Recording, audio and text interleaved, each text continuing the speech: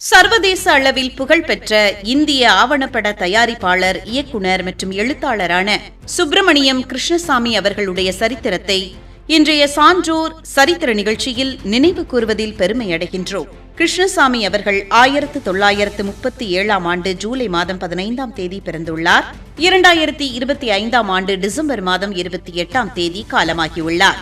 இவர் 900ற்கும் மேற்பட்ட ஆவணப்படங்களை உருவாக்கி இந்திய ஆவணப்படத்துறையில் ஒரு முக்கிய அடையாளமாக திகழ்ந்தார். பிரபல திரைப்பட இயக்குனர் கே. சுப்பிரமணியம் மற்றும் பாடலாசிரியர் மீனாட்சி சுப்பிரமணியம் இவரது பெற்றோர் ஆவார்கள். 1963இல் கிருஷ்ணசுவாமி அசோசியேட்ஸ் என்ற புகழ்பெற்ற தயாரிப்பு நிறுவனத்தை தொடங்கினார்.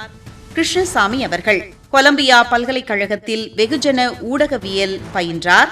இந்தியாவின் 5000 ஆண்டுகால வரலாற்றை கூறும் இவரது 4 மணி நேர ஆவணப்படம் உலகளவில் வார்னர் பிரதர்ஸ் நிறுவனத்தால் விநியோகிக்கப்பட்டு பெரும் பாராட்டை பெற்றது. இந்த ஆவணப்படத்தின் பெயர் சிந்து சமவெளி முதல் இந்திரா காந்தி வரை என்பதாகும்.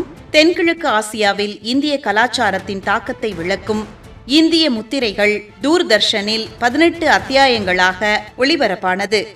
ஒரு வேறுபட்ட யாத்திரை மற்றும் இந்திய அடிச்சுவடுகளை கண்காணிப்பது ஆகிய ஆவணப்படங்களை உருவாக்கினார். ஆபரேஷன் ப்ளூ ஸ்டார் குறித்த after a 1000 days of terror மற்றும் இலங்கையின் இனப்பிரச்சினை குறித்த எ பாரடைஸ் ரீகெய்ன்ட் ஆகிய ஆவணப்படங்களையும் இயக்கினார். 1963இல் எரிக் பர்னாவுடன் இணைந்து இவர் எழுதிய இந்தியன் பிலிம் என்ற புத்தகம் இந்திய திரைப்பட வரலாற்றின் முதல் அதிகாரப்பூர்வ பதிவாக கருதப்படுகிறது. இந்திய அரசு இவருக்கு 2009ஆம் ஆண்டு நாட்டின் உயரிய பத்மஸ்ரீ விருதை வழங்கி கௌரவித்தது. 2020இல் ஆவணப்படங்களுக்கான டாக்டர் வி.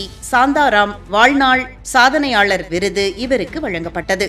தேசிய திரைப்பட விருதுகளில் ஆவணப்பட பிரிவின் நடுவர் குழு தலைவராகவும் இவர் பணியாற்றியுள்ளார். அவரது மனைவியான டாக்டர் மோகனா கிருஷ்ணசாமியும் இவருடன் இணைந்து பல ஆவணப்பட தயாரிப்புகளில் முக்கிய பங்காற்றியுள்ளார். சர்வதேச அளவில் புகழ்பெற்ற இந்திய ஆவணப்பட தயாரிப்பாளர், இயக்குனர் மற்றும் எழுத்தாளரான சுப்பிரமணியம் கிருஷ்ணசாமி அவர்களுடைய சரித்திரத்தை இன்றைய சான்றோர் சரித்திர நிகழ்ச்சியில் அறிந்து கொண்டதில் மிக்க மகிழ்ச்சி அடைகின்றோம்.